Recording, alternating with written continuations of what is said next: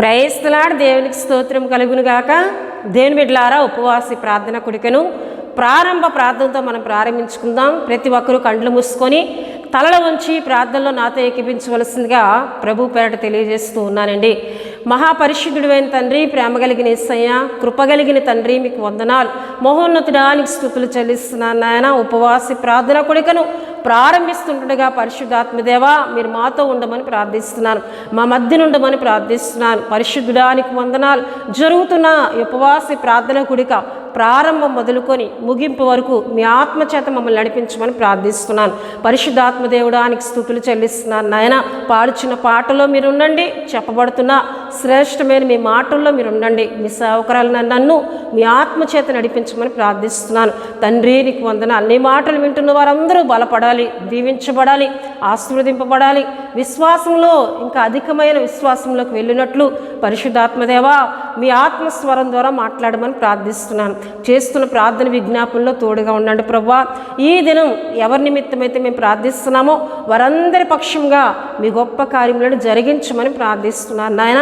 ఉపవాసి ప్రార్థన కొడుకులో ఏకీభించి ప్రార్థిస్తున్న వారి సమస్యలు ఏమైనప్పటికీ వాటన్నిటి నుండి యేసుక్రీస్తు నామములో విడుదల, స్వస్థత, నీ గొప్ప కార్యములను వారి పట్ల జరిగించి మీరొక్కరే మహిమ పొందుకోమని యేసు నామములో అడుగుచున్నాం తండ్రి. ఆమేన్. దేవుని బిడ్డలారా, ప్రార్థనలో నాతో ఏకీభించిన మీ అందరికీ నా వందనాలు తెలియజేస్తూ ఉన్నానండి. ఈ సమయంలో బెస్తలేలు వచ్చి ఒక ఆత్మీయ గీతం పాడి ప్రభువుని గణపరుస్తారు. తనతో పాటు కలిసి దేవుని సన్నిధిలో దేవుని గణపరచాలని ప్రభు పేట తెలియజేస్తూ ఉన్నానండి.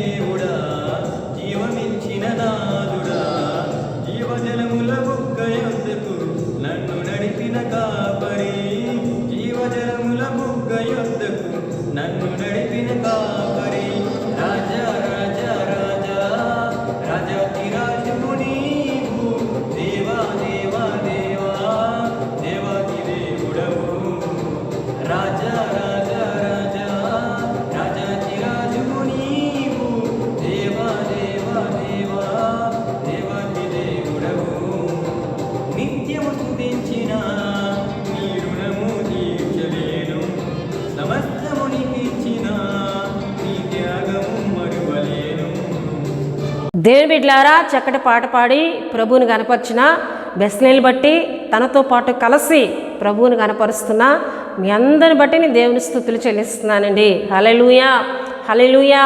దేవుని బిడ్డలారా, ఈ విధంగా పాటలు పాడి దేవుని స్తుతించటం వలన దేవుని గొప్ప ఆశీర్వాదములను మనం పొందుకుంటాం. పాడుతూ ఉన్నప్పుడు తనతో పాటు కలిసి గొప్ప చేసిన మీ అందరిని బట్టి నేను దేవుని స్తుతులు చెల్లిస్తున్నానండి. దేవుని బిడ్డలారా, దేవుడు మనకిచ్చిన కృప ఆయన స్తుతించడం, ఆయన గణపరచడం. ఎందుకంటే ఆయన మహిమపరచుట కొరకే ఆయన మనల్ని సృజించి ఉన్నారు. దేవుని బిడ్డలారా, గనుక ఎవరైతే ప్రతి నిత్యము ఆయన మహిమపరచాలి, ఆయన గణపరచాలి, ఆయన గురించి పాడాలి, ఆయన సన్నిధిలో ఆయనతో సహవాసం చేయాలి అని ఆశ కలిగి ఉంటారో వారి ఆశలను తృప్తిపరిచే దేవుడండి. హల్లెలూయా, హల్లెలూయా. దేవుని బిడ్డలారా, ఉపవాసి ప్రార్థన కొడుకులో దేవుని మాటలను మీతో పంచుకోవాలని ప్రార్థనాపూర్వకంగా సిద్ధపడి ఉన్నాను. ప్రతి ఒక్కరూ దేవుడు మీతో మాట్లాడుతూ ఉన్నప్పుడు శ్రద్ధగా దేవుని మాటలు వినాలని ప్రభు పేరట తెలియజేస్తున్నానండి. దేవుని బిడ్డలారా, మన వాక్య ధ్యానాంశంలోనికి మనం వెళ్దాం. ఈ దిన మన యొక్క అంశము పాపమును సహింపని దేవుని కలిగి ఉన్న నీవు ఎలా ఉన్నావు?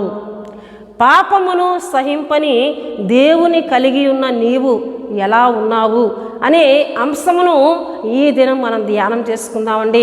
దేవుని బిడ్డలారా, దేవుని వాక్యము ద్వారా దేవుడు మనతో మాట్లాడుతున్నప్పుడు ఆ మాటలు వింటున్న మనము వాటి ప్రకారం జీవించడానికి మనం ఆశపడినట్లయితే దేవుని యొక్క ఆశీర్వాదములను దేవుని మాటలు వింటూ ఉన్నప్పుడే మనం పొందుకుంటాం.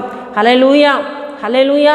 ఎందుకంటే ప్రియ దేవుని బిడ్డలారా, ఒక దినాన్ని పిలుపు అని ఒక సేవకుడు దేవుని మాటలను చెప్తూ ఉన్నప్పుడు ఒక ప్రాంతంలో అక్కడ వింటున్న వారందరూ కూడా దేవుని మాటలు యందు లక్ష్యముంచి ఆసక్తితో వింటూ ఉన్నప్పుడు వారిలో ఉన్న అపవిత్రాత్మలు పారిపోయాయని దేవుని వాక్యంలో చూస్తాం. ఆ దేవుని మాటలను వారు వింటూ ఉన్నప్పుడే అనేక మంది అక్కడ స్వస్థతలు పొందుకున్నారని, అనేక మంది మారు మనసు పొందారని దేవుని వాక్యంలో మనం చూస్తుంటాం. ప్రియ దేవుని బిడ్డలారా, హల్లెలూయా. దేవుని మాటలు మనలో ఉన్న బలహీనతలను తుడిచివేస్తూ ఉంటాయి. దేవుని మాటలు వింటున్న నీవు ఇంకా నేను ఆయన పరిశుద్ధతలో ఎదగాలి, ఆయన నేను గనపరచాలి అని ఒక ఆత్మీయతలోకి నీవు ఎదగగలవు. ఎప్పుడండి? దేవుని మాటలను విన్నప్పుడే. వినుటి యందు నీవు ఆసక్తి కలిగి ఉంటే నీకు విశ్వాసం వస్తుంది. దేవుని యందు పరిపూర్ణమైన విశ్వాసంలోకి నీవు వెళ్ళగలవు. గనుక దేవుని వాక్యం దేవుడు మనతో మాట్లాడుతున్నప్పుడు శ్రద్ధగా విని దానిలో ఉన్న ఆత్మీయతను మనం నేర్చుకోవడానికి ప్రయత్నం చేద్దాం. ఈ దిన మన మూల వాక్యంగా ప్రియ దేవుని బిడ్డలారా, సంఖ్యాకాండము 25వ అధ్యాయము 12, 13 వచనములను నేను చదువుతూ ఉన్నానండి. కాబట్టి నీవు అతనితో ఇట్లనుము, అతనితో నేను నా సమాధాన నిబంధనను చేయుచున్నాను, అది నిత్యమైన యాజక నిబంధనగా అతనికిని అతని సంతానమునకును కలిగి ఉండును. ఏలయనగా అతడు తన దేవుని విషయమందు ఆసక్తి గలవాడై ఇశ్రాయేలు నిమిత్తము ప్రాయశ్చిత్తము చేసెను. హల్లెలూయా, హల్లెలూయా. దేవుడు ఒక వ్యక్తి విషయంలో ఏమండి ఈ విధంగా ఆయన చెప్తూ ఉన్నారు. ఒక వ్యక్తిని దేవుడు ఆశీర్వదిస్తూ ఉన్నారు. ఆ వ్యక్తి ఎవరు అని దేవుని వాక్యంలో మనం చూస్తే ఫినెహాసు అని అక్కడ మనం చూస్తాం.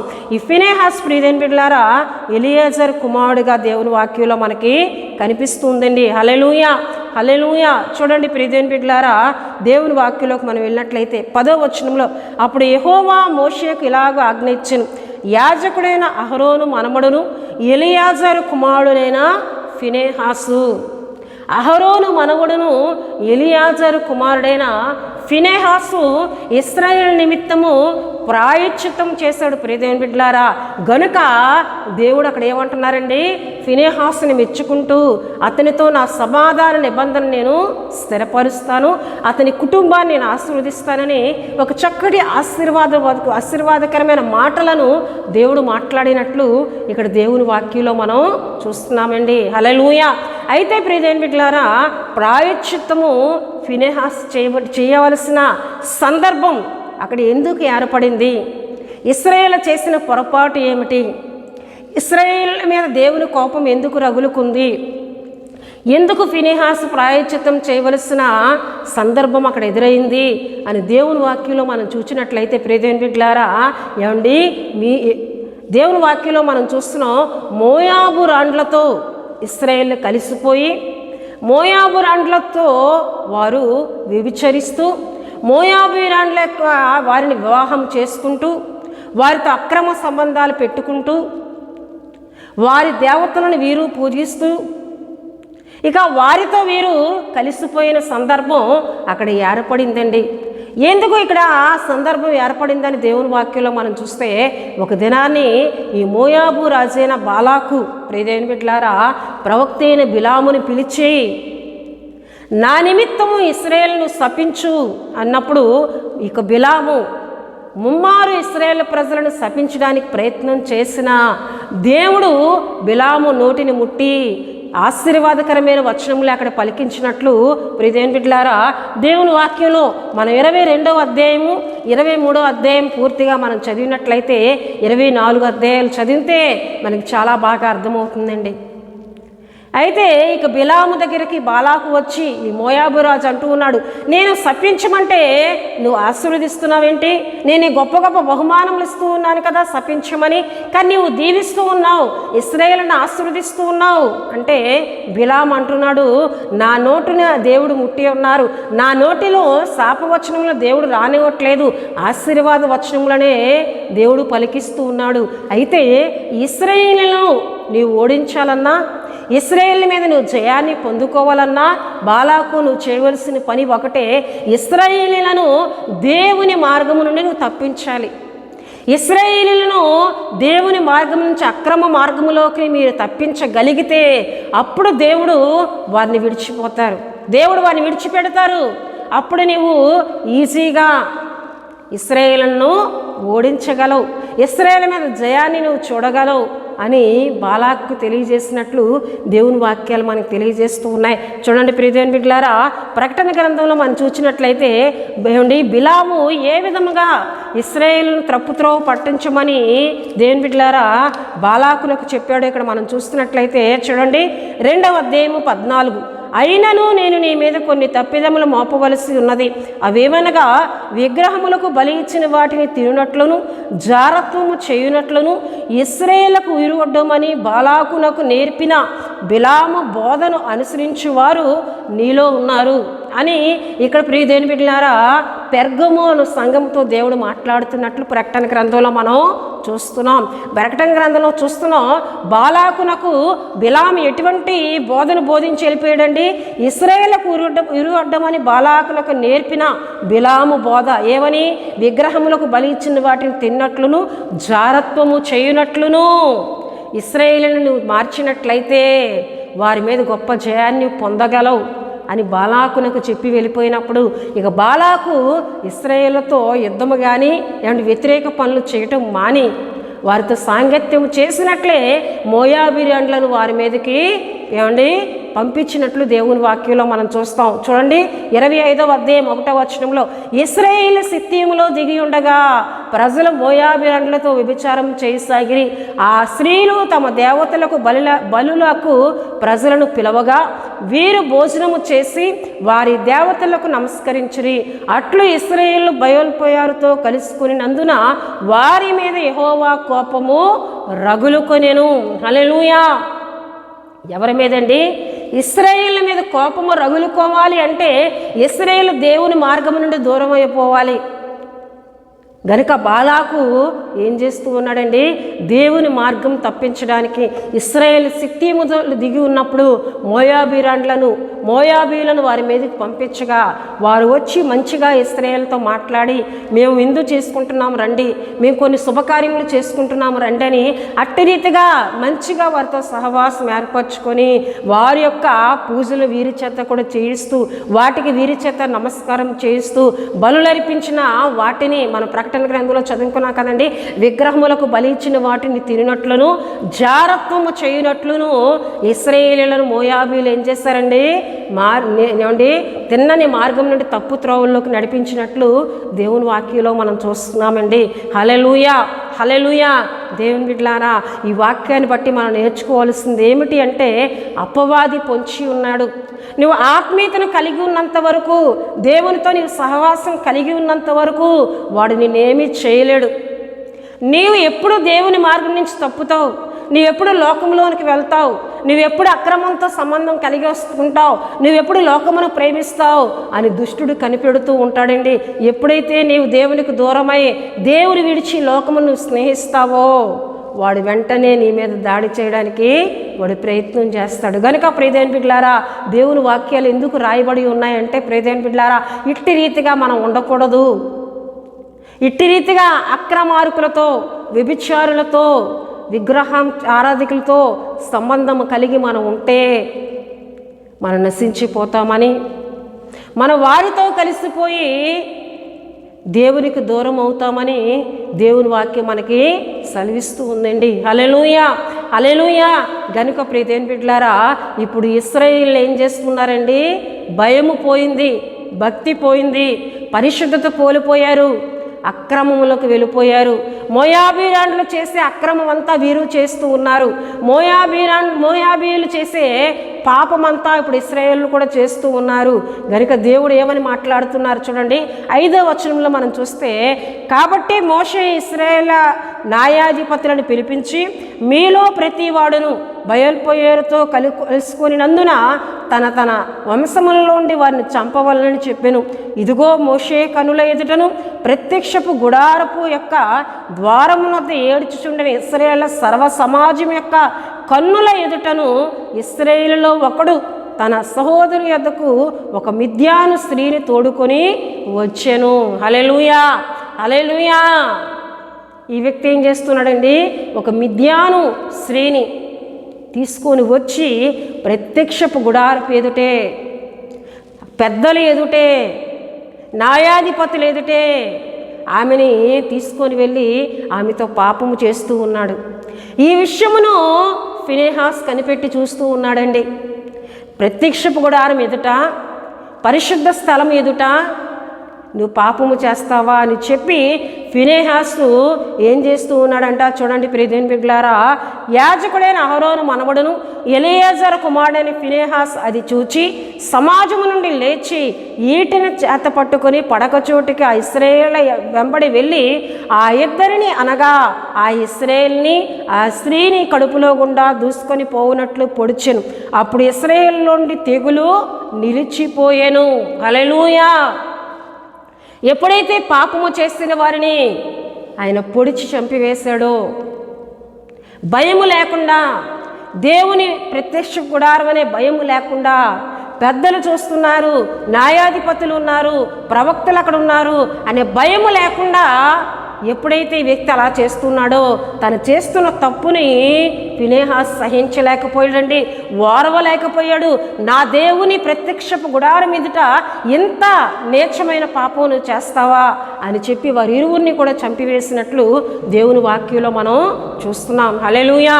గనుకనే ఫినెహాస్ విషయంలో ప్రియదేవుని బిడ్డలారా దేవుడు మాట్లాడుతూ ఉన్నారు.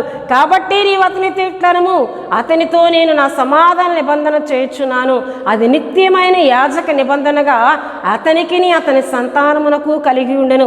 ఏలయనగా అతడు దేవుని విషయమందు ఆసక్తి గలవాడై ఇశ్రాయేలు నిమిత్తం ప్రాయశ్చిత్తము చేసెను. హల్లెలూయా. ఇటువంటి పాపాత్మలు చంపివేసినట్లయితే ఇక వేరొకరు పాపము చేయడానికి భయపడాలి అని చెప్పి వారిరువురిని చంపినప్పుడు ప్రియదేవుని బిడ్డలారా అక్కడ ప్రాయశ్చిత్తం జరిగింది. అనేకుల్లో ఒక భయము కలిగింది. పాపము చేయడానికి భయపడే పరిస్థితులు ఇక్కడ ఫినెహాస్ కలుగు చేసినట్లు దేవుని యొక్క వాక్యంలో మనం చూస్తున్నాం. అంతేకాకుండా ప్రియదేవుని బిడ్డలారా చూడండి, 10వ వచనంలో చూసినట్లయితే అక్కడ మంచి విషయం మనకు కనిపిస్తుంది. అప్పుడు యెహోవా మోషేకి ఇలాగ ఆజ్ఞ ఇచ్చెను, యాజకుడైన అహరోను మనముడును ఎలియాజరు కుమారుడైన ఫినెహాసు వారి మధ్యను నేను ఓరవలేని దానిని తాను ఓరవలేకపోవుట వలన ఇశ్రాయేళ్ల మీద నుండి నా కోపము మళ్లించను గనుక నేను ఓరవలేకయుండి ఇశ్రాయేళ్లకు నశింపజేయలేదు. కాబట్టి నా సమాధాన నిబంధన అతనితో చేస్తున్నాను. నేను ఓరవలేని పాపమును, నేను సహించలేని పాపమును ఫినెహాసు కూడా ఓరవలేకపోయాడు. ఫినెహాసు హృదయంలో కూడా పరిశుద్ధాత్మ దేవుడు దుఃఖిస్తూ ఉన్నాడు. ఫినెహాసు యాజకుని కుమారుడండి, యాజకుని మనవడు. ప్రియదేని బిడ్డలారా, హల్లెలూయా. యాజకత్వం చేస్తున్న ఫినెహాసు ప్రియదేని బిడ్డలారా పాపము చేస్తున్న దాన్ని చూచి పాపముతో ఏకీభవించక పాపమును ఏం చేస్తున్నాడండి, ఓరవలేనివాడిగా సహించలేనివాడిగా ఉండి ఆ పాపమును చంపివేశాడు గనుక దేవుని యొద్ద నుండి గొప్ప ఆశీర్వాదమును ఫినెహాస్ పొందుకున్నట్లు ఇక్కడ దేవుని వాక్యంలో మనం చూస్తున్నాం. హల్లెలూయా, హల్లెలూయా. ప్రియదేని బిడ్డలారా, నువ్వు పాపమును చూచినప్పుడు దానితో ఏకీభించకుండా దాన్ని అసహించుకోగలిగితే నీవు దేవుని చేత ఆశీర్వదింపబడతావు. పాపం పర్వాలేదులే, లోకంలో ఉన్నాను, పాపంతో ఏకీభిస్తే ఏమైంది, ఈ భూమి మీద కాకపోతే ఇంకెక్కడ చేస్తాను పాపం అని సరిపెట్టుకుంటూ, వయసులో ఉన్నప్పుడు కాకపోతే ఇంకెప్పుడు బలహీనతలు నాలో ఉంటాయి, పర్వాలేదు అని నువ్వు సర్ది పెట్టుకున్నట్లయితే దేవుని యొక్క కోపాన్ని పొందుకుంటావు. ఈ వ్యక్తి దేవుని కోపాన్ని పొందుకొని తాను తీసుకొని వచ్చిన స్త్రీ కూడా ఇద్దరూ చంపబడ్డారు. ప్రియదేని బిడ్డలారా, ఫినెహాసు ఓర్వలేకపోయాడండి. వారిని చంపినంత వరకు కూడా అతనిలో ఉన్న కోపము చల్లారలేదు. ఇది దేవుని మనస్సు అండి. పాపమును చూచి ఆనందించే దేవుడు కాదండి ఆయన. దేవుని వాక్యంలో మనం చూస్తే చూడండి ప్రియదేని బిడ్డలారా, కీర్తనలు 5వ కీర్తనలో మనం చూస్తే చూడండి, దేవుని వాక్యంలో మనం చూస్తున్నాం 4వ వచనంలో, నీవు దుష్టత్వమును చూచి ఆనందించు దేవుడు కాదు, చెడుతనమునకు నీ యొద్ద చోటు లేదు. దుష్టత్వమును చూచి ఆనందించే దేవుడు కాదండి ఆయన. ఆ దుష్టత్వము ఆ చెడుతనము చేసిన వారు మారుపైన చెందాలి, శిక్ష అయినా అనుభవించాలి. మార్పు చెందాలని ఆయన కనిపెడుతూ ఉన్నాడు. కానీ మార్పు చెందక పాపం వెంబడి పాపం, పాపం వెంబడి పాపము, చెడుతనము జరిగించుకుంటూ వెళితే దేవుని శిక్షణ పొందుకోక తప్పదు అండి. హల్లెలూయా, హల్లెలూయా. అంతేకాకుండా ప్రియదేని బిడ్డలారా, చూడండి దేవుని వాక్యంలో మనం చూస్తున్నాం సామెతల గ్రంథము 3వ అధ్యాయము, అక్కడ ఒక వాక్యం మనకు కనిపిస్తుంటుంది 7వ వచనంలో, నేను జ్ఞానిని కదా అని నీవు అనుకొనవద్దు, యెహోవా యందు భయభక్తులు కలిగి చెడుతనమును విడిచిపెట్టుము.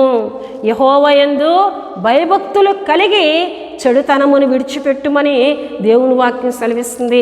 అంతేకాకుండా ప్రియదేని బిడ్డలారా, చూడండి కీర్తనలు 97:10వ చరణంలో మనం చూసినట్లయితే అక్కడ ఒక మంచి విషయం మనకి కనిపిస్తూ ఉంటుందండి. కీర్తనలు 97:10వ చరణంలో, యెహోవాను ప్రేమించు వారులారా చెడుతనమును అసహ్యించుకొనుడి. యెహోవాను ప్రేమించు వారులారా చెడుతనమును అసహించుకొనుడి. మీదట చెడుతనం జరుగుతుందా, మీదట అక్రమం జరుగుతుందా, మీదట పాపము జరుగుతుందా, దాన్ని చూచి ఆనందించద్దు, దానితో ఏకీభవించద్దు, దాన్ని అసహించుకొని యోసేపు వలె నువ్వు వెళ్ళిపోగలిగితే దేవుని చేత దీవించబడతావు, దేవుని చేత ఆశీర్వదింపబడతావు. చెడుతనమును చూచి అసహించుకునే ఆత్మీయతను కలిగి ఉండాలి. చెడుతనముతో ఏకీభవించలేని ఆత్మీయతను కలిగి ఉండాలి. ఎందుకంటే చెడుతనమును చూచి ఆనందించే దేవుడు కాదైనా, దుష్టత్వమును చూచి ఆనందించే దేవుడు కాదండి ఆయన. మన దగ్గర నుంచి ఏమి కోరుకుంటున్నారని దేవుని వాక్యంలో మనం చూస్తే చూడండి ప్రియదేని బిడ్డలారా, లేవియా కాండం 19వ అధ్యాయము 2వ వచనములో ఒక మంచి మాట మనకి కనిపిస్తూ ఉంటుందండి. ఆ వాక్యము నేను చదువుతున్నాను. మీరు పరిశుద్ధులై ఉండవలను, మీ దేవుడైన యెహోవానగు నేను పరిశుద్ధుడనై ఉన్నాను. మీరు పరిశుద్ధులై ఉండవలను, మీ దేవుడినైన యెహోవానగు నేను పరిశుద్ధుడనై ఉన్నాను. హల్లెలూయా. గనుక ఆయనను కలిగి ఉన్నా, ఆయన పేరు పెట్టబడి పిలువబడుతున్నా, ఆయన బిడలమైన సమాజంలో ఏమండి పిలువబడుతున్న మనమందరం కూడా పరిశుద్ధంగా బ్రతకాలి. ఎందుకంటే నేను పరిశుద్ధుడై ఉన్నాను, మీరును పరిశుద్ధులై ఉండవలను. మీరును పరిశుద్ధులై ఉండవలను. పాపమును చూచి దానితో ఏకీభించకుండా దాన్ని నశించుకునే ఆత్మీయతను కలిగి ఉండాలి, దానికి దూరముగా ఉండే ఆత్మీయతను కలిగి ఉండాలని దేవుని వాక్యం మనకి సెలవిస్తుంది. ఒకవేళ నీకు పాపం ఎదురవుతుందా, దాన్ని ఏం చేయాలని దేవుని వాక్యం సెలవిస్తుందట. చూడండి ప్రియదేని బిడ్డలారా, రోమీయులకు రాసిన పత్రికలో ఒక చక్కటి వాక్యం మనకి కనిపిస్తూ ఉంటుందండి. రోమీయులకు రాసిన పత్రిక దేవుని బిడ్డలారా 8వ అధ్యాయము 14వ వచనాన్ని నేను చదువుతున్నానండి. 12 నుండి మనం చదువుకున్నట్లయితే, కాబట్టి సహోదరులారా, శరీరానుసారంగా ప్రవర్తించుటకు మనం శరీరమునకు రుణస్థులము కాము. మీరు శరీరానుసారంగా ప్రవర్తించిన ఎడల చావవలసిన వారై ఉందురు గాని ఆత్మచేత శరీర క్రియలను చంపిన ఎడల జీవించెదరు. హల్లెలూయా.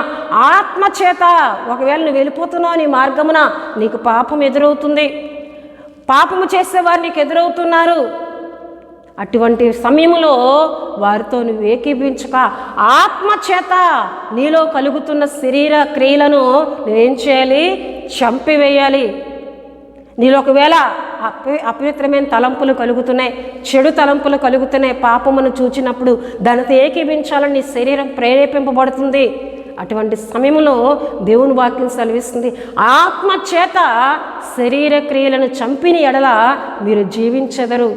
లేకపోతే శరీరంతో ఏకీభిస్తే ఏమవుతుందట చూడండి ప్రియమైన బిడ్డలారా, మీరు శరీరానుసారంగా ప్రవర్తించిన ఎడల చావవలసిన వారై ఉందురు గాని, మీరు శరీరానుసారంగా ప్రవర్తిస్తే చావవలసిన వారై ఉందరు కానీ ఆత్మచేత శరీర క్రియలను చంపిన ఎడల జీవించెదరని దేవుని వాక్యంలో రాయబడింది. ఫినెహాసు ఇక్కడ ఏంటండి, ఆత్మచేత పరిశుద్ధాత్మచేత ప్రేరేపింపబడి ఇక్కడ బహిరంగంగా ఏమంటే విచ్చలవిడితనం, బహిరంగంగా భయం లేకుండా చేస్తున్న పాపం గనుక ఇటువంటి వారిని బ్రతకనివ్వకూడదు. ఇంత అక్రమముగా దేవుని పరిశుద్ధాలయం ఎదుట, ప్రత్యక్ష గుడారి మీదట, సర్వ సమాజం ఎదుట భయం లేకుండా పాపము చేస్తున్న వీరు బ్రతకకూడదు. ఇటువంటి మూర్ఖులను చంపివేయాలని చెప్పి ప్రియమైన బిడ్డలారా, ఎప్పుడైతే వారిరువుని చంపివేశాడో ఇశ్రాయేలు నిమిత్తము ఫినెహాసు ప్రాయశ్చిత్తము చేశాడు అని దేవుడే మాట్లాడుతున్నట్లు దేవుడు ఫినెహాసుని మెచ్చుకుంటూ ఉన్నాడండి. ఎందుకంటే ఫినెహాసు పాపముతో ఏకీభించలేదు. నేను సహించలేని దాన్ని, నేను ఓరవలేని దాన్ని ఫినెహాసు కూడా ఓరవలేకపోయాడు. ఫినెహాసు అక్రమాన్ని ఓరవలేదు, పాపమును ఓరవలేకపోయాడు. వారిని చంపివేసి ఒక మంచి పనిని చేసి ఉన్నాడు గనక ఫినెహాసుతో నా సమాధాన నిబంధనలను నేను చేస్తున్నాను, ఫినెహాసుతో నా సమాధాన నిబంధన చేస్తున్నానని దేవుడు మాట్లాడుతూ ఉన్నారండి. హల్లెలూయా. దేవుని బిడ్డలారా, ఇక్కడ దేవుడు ఎందుకు ఫినెహాసు విషయంలో అంత మెచ్చుకొని మాట్లాడుతున్నారంటే ఆయన పరిశుద్ధుడండి, పాపము లేని దేవుడండి. ఆయన కలిగి ఉన్న మనము కూడా అలా ఉండాలని ఎంతో ప్రేమతో కోరుకుంటున్నారు. ఎవరండి ఇలా కోరుకునేవారు ఉన్నారు? నేను పరిశుద్ధుడను, మీరు పరిశుద్ధులై ఉండడని చెప్పిన వారు ఉన్నారా? ఈ రోజుల్లో చూస్తే అనేకులు విశ్వసించినవి అక్రమము, అవే మోసం, వాటిలోనే పాపము, వాటిలోనే వ్యభిచారం, వాటిలోనే బహుభార్యత్వము, ఇవన్నీ ఉంటూ నా బిడ్డలారా మీరు పరిశుద్ధులై ఉండడని ఎలా చెప్పగలవు? కానీ నీవు నేను ఆరాధిస్తున్న యేసయ్య, నీవు నేను కలిగి ఉన్న దేవుడు పరిశుద్ధుడు. ఆయన పరిశుద్ధముగా ఉంటూ మనలను పరిశుద్ధంగా ఉండాలని, మనము కూడా మంచి మార్గంలో నడవాలని ఆయన కోరుకుంటూ ఉన్నారండి. హల్లెలూయా, హల్లెలూయా. దేవుని బిడ్డలారా, ఆయన ఎటువంటి దేవుడు అని మనం జ్ఞాపకం చేసుకున్నట్లయితే చూడండి, హెబ్రీయులకు రాసిన పత్రిక 7వ అధ్యాయం ప్రియ దేవుని బిడ్డలారా 26వ వచనాన్ని నేను చదువుతున్నానండి. పవిత్రుడును నిర్దోషియు నిష్కల్మషుడును పాపంలో చేరక ప్రత్యేకంగా ఉన్నవాడును. మనం కలిగి ఉన్న దేవుడు ఎటువంటి వారండి?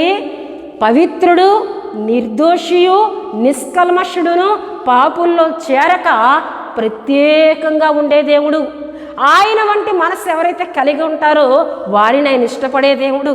ఫినెహాసును దేవుడు ఎందుకు ఇష్టపడుతున్నారు? ఫినెహాసుతో దేవుడు ఎందుకు నిబంధన చేస్తున్నారు? ఫినెహాసు సంతతిని, కుటుంబాన్ని దేవుడు ఎందుకు ఆశీర్వదిస్తున్నారు అని చూస్తే ఫినెహాసు దేవుని మనసు, దేవుడు కలిగి ఉన్న పరిశుద్ధమైన మనసు కలిగి ఉన్నాడండి. పాపమును సహింపలేని మనసును ఫినెహాసు కలిగి ఉన్నాడు గనుకనే ఫినెహాసును దేవుడు దీవిస్తూ ఉన్నారు. హల్లెలూయా. అంతేకాకుండా ప్రియదేవుని బిడ్డలారా, యోహాను సువార్త 8:46లో మనం చూసినట్లయితే యేసుక్రీస్తు ప్రభువారు అక్కడ తను వ్యతిరేకిస్తున్న వారితో ఒక సవాలు విసురుతున్నట్లు దేవుని వాక్యంలో మనం చూస్తాం. చూడండి 8:46లో, నా యందు పాపం ఉన్నదని మీలో ఎవడు స్థాపించును? అక్కడ అనేకులు యేసుక్రీస్తు ప్రభువారిలో లోపములు కనిపెట్టడానికి, తప్పులు కనిపెట్టడానికి వారు ప్రయత్నిస్తూ ఉన్నారు. అయితే యేసుక్రీస్తు ప్రభువారు అంటున్నారు, నా యందు పాపం ఉన్నదని మీలో ఎవరైనా స్థాపించగలరా? మీరెవరైనా నిరూపించగలరా అంటే వారు అక్కడ నిరూపించలేకపోయారండి. యేసుక్రీస్తు ప్రభువారిలో పాపం ఉందని ఎవ్వరూ చెప్పలేకపోయారు. ఎందుకంటే ప్రియదేవుని బిడ్డలారా, ముందు ఒక సంఘటన జరిగింది. యేసుక్రీస్తు ప్రభువారి యొద్దకు ఒక వ్యభిచార మందు పట్టబడిన స్త్రీ పరిగెత్తుకొని వచ్చి ఆయన పాదాల మీద పడి ఆమె ఏడుస్తూ ఉంది. వెనకాతల కొంతమంది రాళ్లతో ఆమెను తరుముతూ ఉన్నారు. వారు యేసుక్రీస్తు ప్రభువారిని శోధించడానికి అక్కడికి వచ్చి వారు ఆగి అంటున్నారు, అయ్యా బోధకుడా, ధర్మశాస్త్రం ఈ విధంగా సెలవిస్తుంది కదా, వ్యభిచారం మంది ఎవరైనా పట్టబడితే వారిని రాళ్లతో కొట్టి చంపాలని, మరి నీవేమంటావు, ఈమెను రాళ్లతో కొట్టి చంపమంటావా అని వారు అక్కడ అడుగుతూ ఉన్నప్పుడు యేసుక్రీస్తు ప్రభువు వారు ఏమీ మాట్లాడకుండా నేల మీద ఆయన ఏమో రాసుకుంటున్నారని అక్కడ దేవుని వాక్యంలో మనం చూస్తాం. వారు మరలా శోధిస్తూ అడుగుతున్నప్పుడు యేసుక్రీస్తు ప్రభువు వారు అంటూ ఉన్నారు, మీలో పాపము లేనివాడు మొదట ఆమె మీద రాయి విసరండి అన్నప్పుడు బాలురలు మొదలుకొని అందరూ రాళ్లను పడేసి వారు వెళ్ళిపోయారండి. అంటే వారందరిలో ఏముందండి, పాపముంది. అందరూ అక్కడి నుంచి ఆమెను కొట్టకుండా రాళ్లను పడేసి వారు తిరిగి వెళ్ళిపోయారు. యేసుక్రీస్తు ప్రభువారు అంటున్నారు, అక్కడున్న పెద్దలు ప్రధాన యాజకులు మరలా యేసుక్రీస్తు ప్రభువారిని ప్రశ్నిస్తూ ఉన్నప్పుడు, నాలో పాపం ఉందని మీలో ఎవరైనా స్థాపించగలరా? వారు స్థాపించలేకపోయారు. ఏదేదో ఏమంటే లేనిపోయిన తప్పిదములను యేసుక్రీస్తు ప్రభువారి మీద మోపడానికి వారు ప్రయత్నించారు. కానీ వీళ్ళలో పాపం ఉందని ఎవ్వరూ నిరూపించలేకపోయారండి, ఎవరు స్థాపించలేకపోయారు ప్రియదేవుని బిడ్డలారా. ఎందుకంటే మనం కలిగి ఉన్న దేవుడు పరిశుద్ధుడు, ఆయన పవిత్రుడు, ఆయన నిర్దోషి, ఆయన నిష్కల్మషుడు, పాపుల్లో చేరక ప్రత్యేకముగా ఉన్నవాడు. హల్లెలూయా, హల్లెలూయా. అందుకే ప్రియదేవుని బిడ్డలారా, ఒక దినాన్ని పేతురుతో యేసుక్రీస్తు ప్రభువారు అంటున్నారు, పేతురు నన్ను గురించి ఏమని చెప్తూ ఉన్నారు చాలా ప్రజలు అంటే అక్కడ పేతురు ఒక మాట అంటున్నట్లు దేవుని వాక్యంలో మనం చూస్తాం. చూడండి ప్రియదేవుని బిడ్డలారా, యోహాను సువార్త 6వ అధ్యాయము 67 నుండి చదువుతున్నానండి. కాబట్టి యేసు మీరు కూడా వెళ్ళిపోవాలని ఉన్నారా అని 12 మందితో అడగగా, సీమోను పేతురు, ప్రభువా, ఎవని యొద్దకు వెళ్ళుదము? నీవే నిత్య జీవపు మాటలు గలవాడవు, నీవే దేవుని పరిశుద్ధుడు అని మేము విశ్వసించి ఎరిగి ఉన్నామని ఆయనతో చెప్పాను అని దేవుని వాక్యంలో మనం చూస్తున్నామండి. హల్లెలూయా.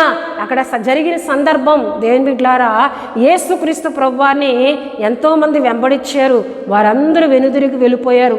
12 మంది శిష్యులు ఆయన యొద్ద ఉన్నప్పుడు మీరు కూడా వెళ్ళిపోవాలంటే వెళ్ళిపోండి అన్నప్పుడు పేతురు ఏమంటున్నాడు, అయ్యా మేము ఎక్కడికి వెళ్ళిపోగలం, నీవే నిత్య జీవపు మాటలు గలవాడవయ్యా, నీవు దేవుని పరిశుద్ధుడవయ్యా, పరిశుద్ధమైన దేవుని కుమారుడవయ్యా అంటున్నట్లు మనం చూస్తున్నాం. నీవు దేవుని పరిశుద్ధుడు అని మేము విశ్వసించి ఎరిగి ఉన్నామని ఆయనతో చెప్పాను. హల్లెలూయా. నీవు పరిశుద్ధుడు అని, నీవు నిత్య జీవపు మాటల గలవాడవని మేము విశ్వసించామయ్యా, మీ వెనుదిరిగి ఎక్కడికి వెళ్ళిపోమని పేతురు అక్కడ చెప్పినట్లు దేవుని వాక్యంలో మనం చూస్తున్నామండి. హల్లెలూయా, హల్లెలూయా. దేవుని బిడ్డలారా, ఫినెహాసు చక్కటి ఆశీర్వాదం పొందుకున్నాడు. ఏమిటి అని ఇక్కడ మనం దేవుని వాక్యంలో చూసినట్లయితే దేవుని బిడ్డలారా, ఏమండి, సంఖ్యాకాండం 25వ అధ్యాయంలో చక్కటి విషయాలను మనం చదువుకున్నాం. 12, 13 వచనాల్లో అక్కడ మంచి విషయాలు మనకు కనిపిస్తూ ఉంటాయండి. కాబట్టి నీవు అతనితో ఇట్లనము, అతనితో నేను నా సమాధాన నిబంధన చేయుచున్నాను, అది నిత్యమైన యాజక నిబంధనగా అతనికిని అతని సంతానమునకు కలిగి ఉండును. హల్లెలూయా. దేవుని బిడ్డలారా, ఇంతటి గొప్ప దేవుని ఆశీర్వాదమును ఫినెహాసు పొందుకున్నాడు. అయితే దేవుని వాక్యములో ఒక యాజకుడు తన కుటుంబానికి దేవుని కోపమును దేవుని యొక్క శాపమును పొందుకున్నట్లు దేవుని వాక్యంలో చూస్తాం. ఎవరు అని మనం చూస్తే యాజకుడైన ఏలీ అండి. యాజకుడైన ఏలీకి 2 కుమారులు ఉన్నారు. వారి పేర్లు హోప్ని, ఫినెహాసు. ఏలీ కుమారుడు పేరు కూడా ఫినెహాసు, హోప్ని, 2 ఉన్నట్లు దేవుని వాక్యంలో చూస్తాం. మనం ఇంతవరకు చెప్పుకున్న ఫినెహాసు అహరోను మనవడుగా మనం చూస్తున్నాం. అయితే ఇక్కడ హోప్ని, ఫినెహాసు వీరు యాజకుడైన ఏలీ కుమారులండి. వీరిరువురు కూడా దేవుని యొక్క ఆజ్ఞలను మీరుతూ దేవుని ప్రత్యక్షపు గుడారములకు వస్తున్న స్త్రీలతో అక్రమంగా నడుచుకుంటూ దేవునికి బలులు అర్పిస్తున్న వాటిని అపిత్రపరుస్తూ దేవునికి ఆయాసకరమైన పనులను చేస్తూ ఉన్నప్పుడు దీన్ని చూచినటువంటి యాజకుడైన ఏలీ వారిని అడ్డగించలేదంట. మామూలుగా చెప్పాడు ప్రియమైన బిడ్డలారా చాలా సందర్భాల్లో అలా చేయండి అని, కానీ ఆ పని నుండి వారిని తప్పించలేదు ప్రియమైన బిడ్డలారా. వారు అదే పనిలో పాపము చేస్తూ, అక్రమం చేస్తూ, వ్యభిచారము చేస్తూ, దేవుని యొక్క పనులను అపవిత్రపరుస్తూ ఉన్నప్పుడు వాటిని చూచి కూడా చూడనట్టుగా ఉండేవాడు. ఎవరండి?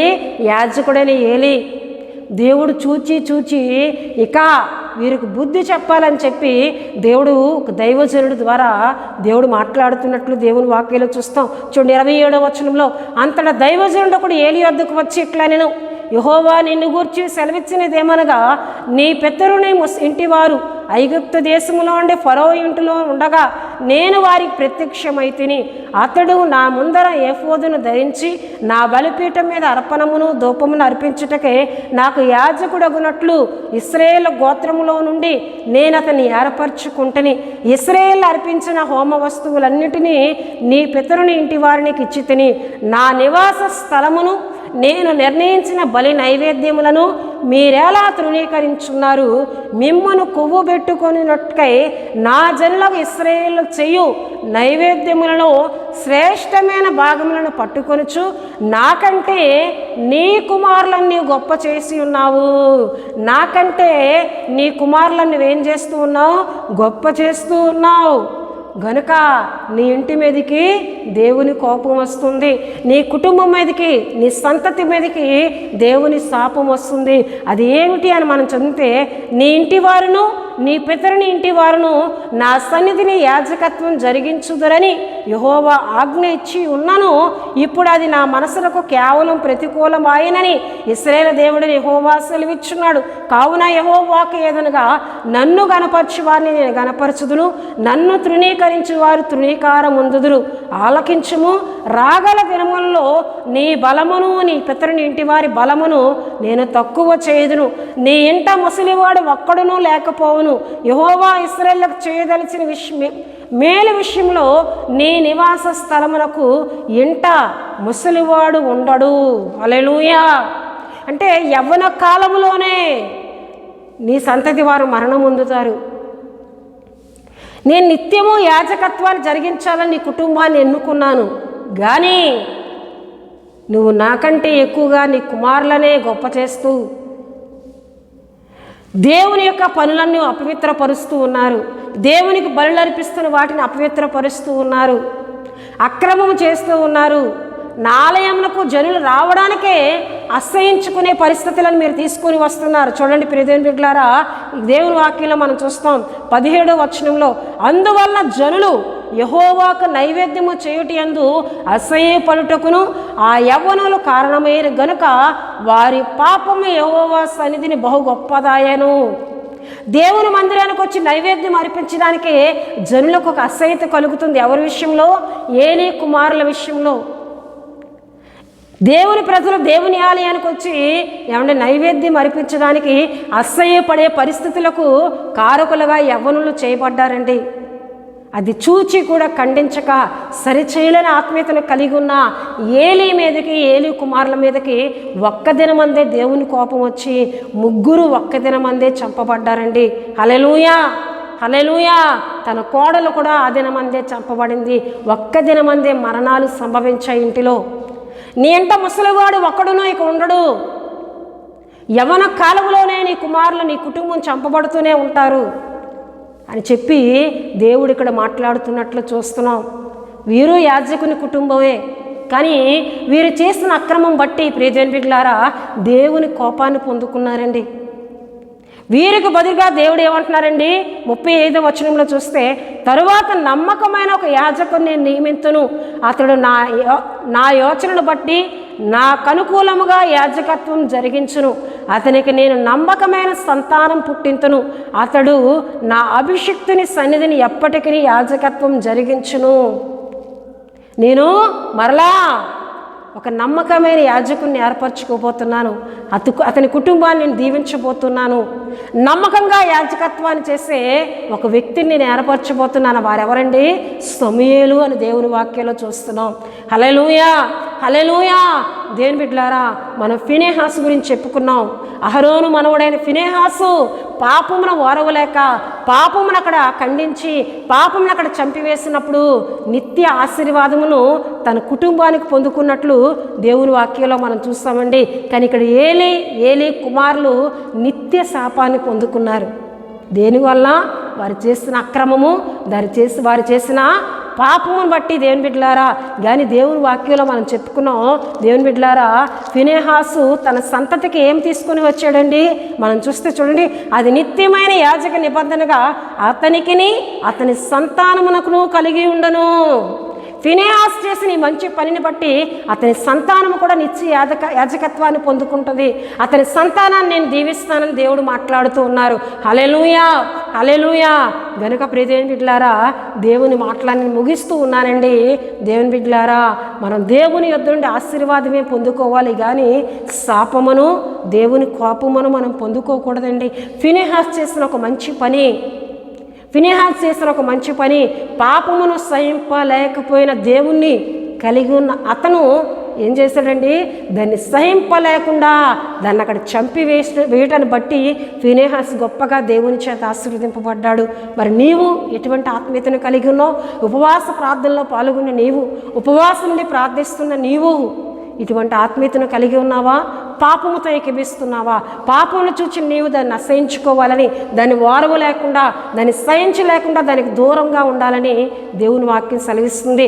ఎప్పుడైతే నువ్వు పాపము లేకుండా పరిశుద్ధ హృదయంతో ఆయన సన్నిధిలో మోకరిల్లి ఉపవాసం ఉండి దేవుని సన్నిధిలో నీ సమస్యల కొరకు ప్రార్థిస్తావో గొప్ప జవాబు, గొప్ప ఆశీర్వాదమును దేవుని వల్ల పొందుకుంటావని మరొకసారి దేవుని వాక్యాన్ని బట్టి తెలియజేస్తూ ఈ మాటలను నేను ముగిస్తున్నానండి. దేవుడు తన పరిశుద్ధ వాక్యమును దీవించునుగాక. దేవుడు మిమ్ములను ఆశీర్వదించునుగాక. ఆమేన్.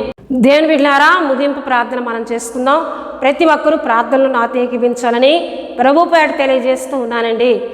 మహాపరిశుద్ధుడా, ప్రేమ కలిగిన తండ్రి, కృప కలిగిన యేసయ్యానికి స్తోత్రాలు ప్రభువా. మహోన్నతుడానికి స్తుతులు చెల్లిస్తున్నాను. ఇంతవరకు మీ మాటల ద్వారా మా అందరితో మీరు మాట్లాడారు, నీకు స్తుతులు చెల్లిస్తున్నాను ప్రభువా. నీ నీతిని కలిగి, నీ పరిశుద్ధతను కలిగి ప్రభువా ఎవరైతే జీవిస్తారో వారిని మీరు ఆశీర్వదిస్తారని ఫినెహాసును మా ముందుంచి నైనా ఎన్నో విషయాలు మీరు మాతో మాట్లాడారు. మీకు వందనాలు చెల్లిస్తున్నాను ప్రభువా.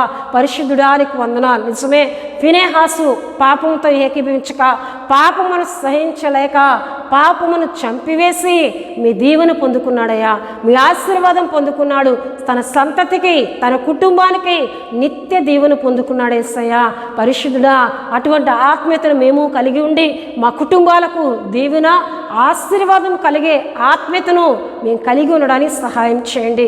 ఈ మాటలు విన్నా బిడ్డలందరినీ ఆశీర్వదించమని సంధిలో ప్రార్థిస్తున్నాను. పరిశుద్ధాత్మ దేవుడానికి వందనాలు అయ్యా, నీకు స్తుతులు ప్రభువా.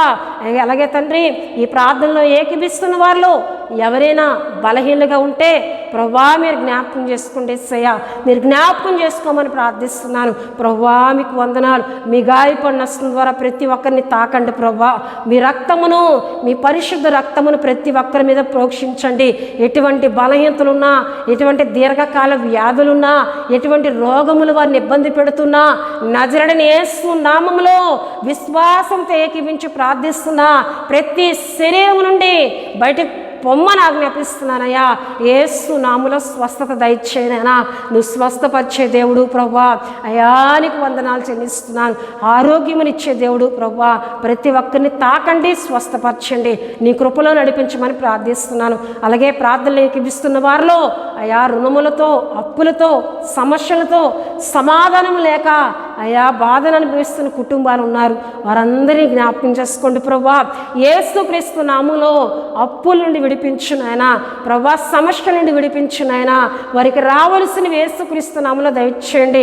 మోయబడిన ప్రతి ద్వారమును యేసుక్రీస్తు నామములో తెరవమని ప్రార్థిస్తున్నాను. మీ గొప్ప కార్యం జరిగించు నాయనా. పరిశుద్ధుడానికి స్తోత్రాలు చెల్లిస్తున్నాను ప్రభువా. అయ్యా సమాధానం లేని కుటుంబాలకు సమాధానం దయచేయండి, నెమ్మదిని దయచేయండి ప్రభువా. నీ కృప మా కుటుంబాలకు తోడుగా ఉంచమని ప్రార్థిస్తున్నాను. అలాగే మమ్మల్ని ప్రేమిస్తూ మా కొరకు ప్రార్థిస్తున్న మా ఆత్మీయులు ఎంతోమంది వారి కుటుంబంలో ఎన్నో ప్రార్థన విన్నపాలు మాకు తెలియజేస్తూ ఉన్నారు. వారందరి కొరకు మేము ప్రార్థిస్తున్నాం. తండ్రి మీరు జ్ఞాపకం చేసుకోండి ప్రభా. యవ్వన వయసుకు వచ్చిన యవ్వన బిడ్డల విషయంలో ప్రభా ఒక చక్కటి కుటుంబాలను మీరు ఏర్పరచండి. మీ చిత్తం మీ సంకల్పంలో మీరు ఎవరినైతే ఏర్పరిచి ఉంచారో వారిని యేసుక్రీస్తు నామములో వారికి అనుగ్రహించండి అయ్యా. తండ్రి మీకు వందనాలు. ఉద్యోగములు లేని యవ్వన బిడ్డలకు చక్కటి ఉద్యోగములను దయచేయండి అయ్యా. మరి కొన్ని కుటుంబాల్లో వారి బిడ్డలకు వివాహాలు జరిగాయి కానీ సంతానము లేదయ్యా. అట్టి వారిని యేసు నామములో జ్ఞాపకం చేసుకొని యేసుక్రీస్తు నామములో సంతాన ప్రాప్తులుగా మీరు దీవించండి. చక్కటి గర్భఫలములను యేసుక్రీస్తు నామములో దయచేయమని ప్రార్థిస్తున్నాను. పరిశుద్ధుడానికి వందనాలు. అలాగే దైవజనుల కొరకు మేము ప్రార్థిస్తున్నాం ప్రభా. ఎంతోమంది దైవజనుల కుటుంబాలు ఆర్థికంగా వెనకబడి ఉన్నారు. వారు మీరు బలపరచండి. వారికి కావలసిన సమస్తమును దయచేయండి. మందిరములు లేని సేవకులకు చక్కటి మందిరములను మీరు దయచేయండి ప్రభా. అలాగే తండ్రి వారి కుటుంబాలను మీరు ఆశీర్వదించండి. వారి సంఘములను మీరు దీవించమని ప్రార్థిస్తున్నాను. మారుమూల ప్రాంతాల్లో కొండల ప్రాంతాల్లో ఎంతోమంది సువార్త సేవ చేస్తూ ఉన్నారు అయ్యా. వెళ్ళి వారందరికీ నీ మాటలు తెలియజేస్తూ ఉన్నారు. పరిశుద్ధుడా వారందరినీ బలంగా వాడుకోండి. వింటున్న వారందరినీ రక్షించమని ప్రార్థిస్తున్నాను. చక్కటి మార్గములను చక్కటి వసతులను చక్కటి పరిస్థితులను వారికి దయచేయమని ప్రార్థిస్తున్నాను. దేవా మీకు స్తోత్రాలు ప్రభువా. అలాగే మా దేశంలో సమృద్ధి అయిన ఆహారం దయచేయండి. రైతులు వేస్తున్న విత్తనాలను దీవించండి. తగిన కాలమందు దీవెనకరమైన వర్షములను మీరు దయచేయండి ప్రభువా. మా దేశంలో నిత్యము సమృద్ధి అయిన ఆహారం ఉండినట్లు సహాయం చేయండి.